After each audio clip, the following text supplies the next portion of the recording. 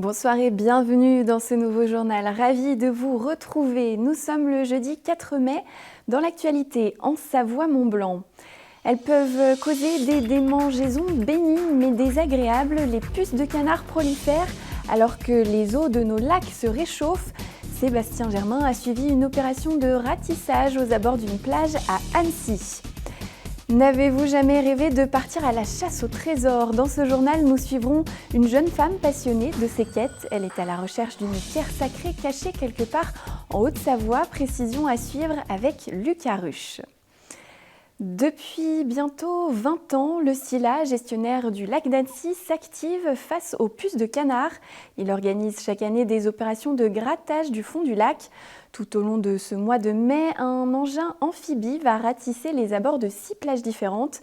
Les responsables des eaux du lac surveillent aussi d'autres nuisibles, comme vous allez le voir dans ce reportage de Sébastien Germain. Il régnait comme un petit air d'été ce mercredi sur les bords du lac d'Annecy. Sous un soleil de plomb, ils étaient nombreux à être venus profiter de ces températures presque estivales au bord du lac à la plage d'Albigny. Quelques courageux et courageuses se sont même essayés à la baignade dans une eau encore un peu fraîche. Une eau du lac qu'affectionnent particulièrement les canards. À quelques kilomètres de là, le panorama est bien différent au Marquisat, une autre plage d'ordinaire déjà très fréquentée avec l'arrivée des beaux jours. Si les bateaux sont de sortie, ici la baignade est interdite. Et tout l'après-midi, un drôle d'engin va enchaîner les allers-retours le long de la rive avec un objectif bien précis, faire la chasse à la puce du canard. Le but de la machine, c'est de gratter le fond, les substrats, pour faire sortir le parasite qui se trouve dans un petit escargot qui est au fond de l'eau. Avec l'herse, on gratte le fond mécaniquement pour casser l'escargot pour qu'il sorte avant la baignade. On pose l'herse au fond, qui gratte comme une herse de prairie, qui gratte le fond. Après, il y a les chenilles qui écrasent encore le fond et les hélices arrière qui propulsent tout le substrat pour essayer de casser le maximum de maisons où se trouve le parasite. Organisé chaque année avant l'été depuis 2005 par le SILA, le syndicat intercommunal du lac d'Annecy, cette campagne vise avant tout à limiter la prolifération de la puce du canard, et ce, depuis sa base. Dans la fiente du canard, vous avez les parasites. Les limnaises, qui sont des petits escargots au fond du lac, donc mangent cette fiente et ensuite libèrent une puce. Et un seul limnais peut libérer jusqu'à plus de 2000 puces. Donc la puce ensuite recherche un corps à sang chaud, et alors où elle retrouve le canard, où elle trouve le baigneur. Les résultats sont probants. On peut éradiquer une centaine de limnais au mètre carré. Il y en a en gros 140 au mètre carré et on peut abaisser jusqu'à 10 ou 12 au mètre carré. Cette période d'avant-saison estivale est aussi l'occasion de rappeler les bons gestes à adopter face à la menace de la moule quagga qui guette le lac d'Annecy. À savoir, bien laver les embarcations ou encore vidanger les réservoirs.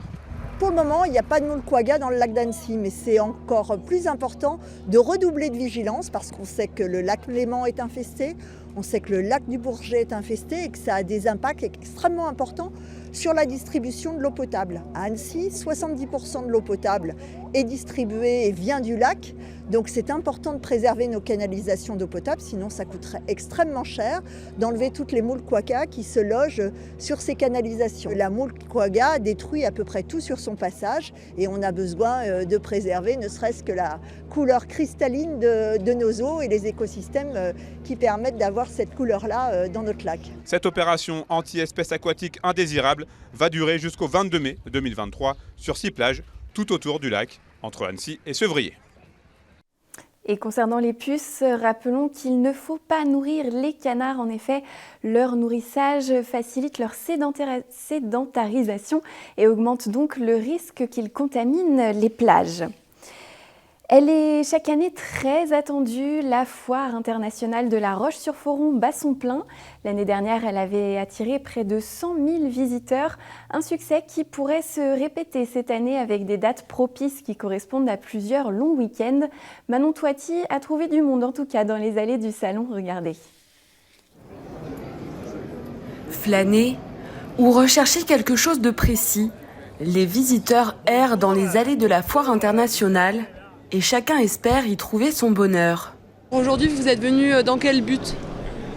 Pour chercher un tracteur tondeuse. On vient se renseigner sur les différentes choses qui se passent au point de vue habitat, alimentaire, caravaning, tout. Je suis venu chercher à la foire ce qui pourrait un peu me faciliter la vie. Une balade, une sortie, il fait beau temps. Au lieu de regarder la télévision, on vient à la foire. Ce monsieur est un ancien exposant. Habitué, il revient ici chaque année pour garder un œil sur la relève. C'est plus les mêmes tracteurs que je vendais, hein. Ils ont changé. Hein. Ouais, enfin, ma foi, c'est l'évolution, hein, c'est normal. Hein. 500 exposants sont présents. Pour une grande majorité d'entre eux, ce sont des habitués. Et cette année, le calendrier est très avantageux. On a débuté la foire donc samedi avec énormément de monde parce qu'on a eu la chance d'avoir ces 3 jours de week-end donc du 1er mai aussi. Voilà, le lundi qui a apporté énormément de monde dans cette foire de Roche Expo. Et puis là, on attend avec impatience le prochain week-end aussi. Voilà. Tout au fond des allées, on se croirait presque au Pays Basque. D'ordinaire, une quinzaine d'exposants du sud-ouest sont présents. Et cette année était l'occasion de les mettre à l'honneur. Le sud-ouest a été mis en valeur, bien entendu, avec les exposants que l'on retrouve à travers des allées, mais également avec le village du Pays Basque qui se retrouve avec un accueil bien spécifique. Où vous retrouvez donc bien sûr de l'alimentaire, vous retrouvez de la viticulture, vous trouvez des linges de maison du Pays Basque, également des meubles qui sont tout à fait spécifiques à leur région, à leur image et aux valeurs qu'ils souhaitent mettre en avant.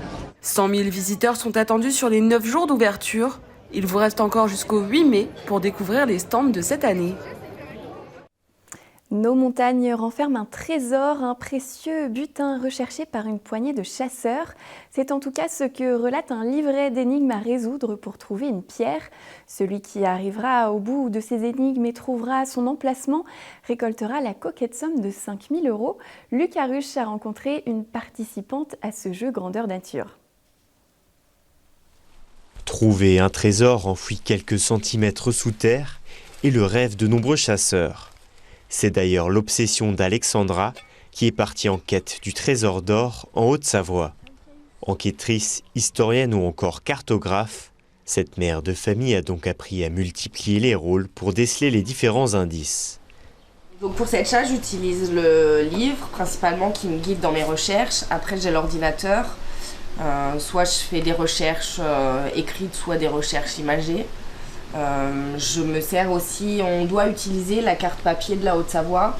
Passionnée de jeux depuis son enfance, Alexandra profite de son temps libre pour tenter de résoudre les énigmes.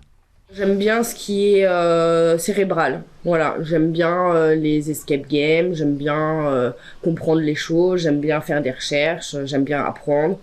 Et donc du coup, des chasses au trésor, ça réunit tout ça, donc je m'y retrouve dedans. Comme Alexandra, ils ne sont qu'une petite poignée à chercher activement le trésor d'or de Haute-Savoie. Cela demande en effet du temps et une certaine vivacité d'esprit. Oh, j'avais pas vu ça. Encore un exemple d'une charade, de ce que vous pouvez comprendre. Par exemple, préambule, mon premier est face à toi. C'est la première ligne de la charade. Ça peut pas être plus précis que ça. Et la première est face à moi, c'est préambule, ma première énigme, et ensuite on enchaîne avec les autres. Pour participer à cette quête, il faut donc se munir de ce livre composé de 10 énigmes. Une fois résolues, elles permettront de donner l'adresse exacte du trésor. Ce jeu grandeur nature permet donc de faire découvrir le patrimoine aux Savoyards à un large public. Alors cette chasse s'adresse à tout le monde, hein. On a des joueurs qui sont d'autres pays, on a toute une communauté en Belgique par exemple. Il n'est pas nécessaire d'habiter la Savoie ou la Haute-Savoie pour participer. Mais ce qui est intéressant, c'est que lorsqu'on résout toutes ces énigmes, on n'a pas besoin de se déplacer. C'est vraiment à la fin, tout à la fin, quand on a trouvé l'endroit précis, où là il faut se rendre sur place et creuser pour déterrer le trésor physiquement. Le premier ou la première à trouver le trésor remportera la somme de 5 000 €, une somme équivalente au gain généré par la vente de cet ouvrage. Ils sont jeunes et s'inquiètent pour l'avenir. Des élèves du collège Jacques Brel de Taninges se sont lancés un défi, partir en voyage à vélo et présenter un spectacle de danse sur leur route. Leur objectif, sensibiliser à l'environnement et faire passer un message d'espoir. La planète va mal, mais il est encore temps de la préserver. Voilà ce qu'ils diront sur leur chemin en septembre prochain. Nous les avons rencontrés avant une première représentation devant leurs proches. Nous pouvons tous y arriver, il suffit de se bousculer. et croire encore un peu en l'humanité. Croire en l'avenir, ne pas se mentir, mais garder espoir. Ces collégiens l'écrivent en musique Dites et au en futur danse. qu'on arrive pour lui montrer des couleurs vives. Dites à demain qu'on est là parce que nous, on y croit. Avant de présenter ce spectacle, ils ont dû travailler.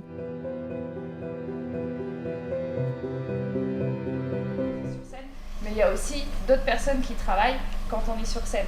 Donc on a ce qu'on appelle un régisseur et donc on doit lui préparer une conduite. Quelle couleur vous voyez pour ce tableau ? Ils se préparent depuis plusieurs mois pour un grand projet intitulé « Tous en selle et sur scène pour la planète ». En septembre, ils partiront à vélo et présenteront leur spectacle dans plusieurs collèges.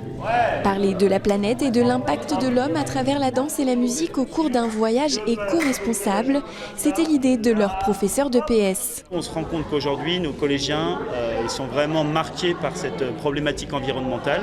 C'était même un petit peu difficile au début d'entendre les textes qu'ils écrivaient. On a dû un peu forcer pour dire non mais là on ne peut pas finir un spectacle de danse comme ça, il faut vraiment trouver une touche positive parce que sinon là vos parents c'est sûr ils pleureront. Mais voilà, donc l'idée c'est aussi de montrer à tout le monde qu'il y a une logique d'espoir derrière tout ça. Et puis le fait que ce soit une classe de skieurs, on a beaucoup entendu parler cet hiver de la problématique de la neige.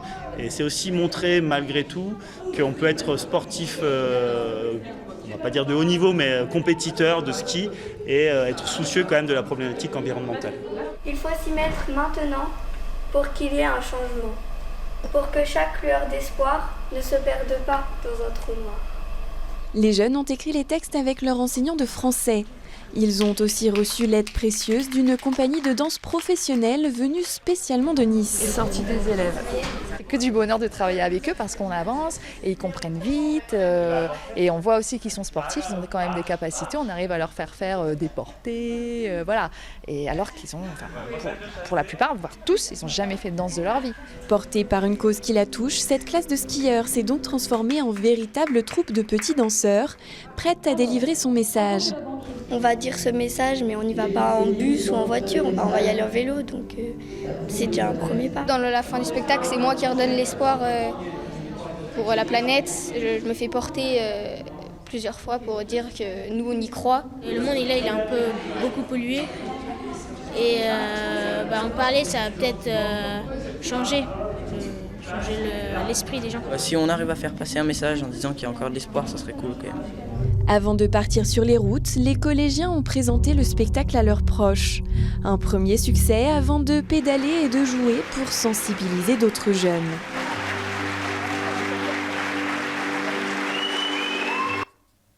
Et pour finaliser l'organisation de ce voyage en 2 roues, les élèves du collège de Taninges ont encore besoin d'un petit coup de pouce. Si vous souhaitez les aider, rendez-vous sur le site qui s'affiche sur votre écran.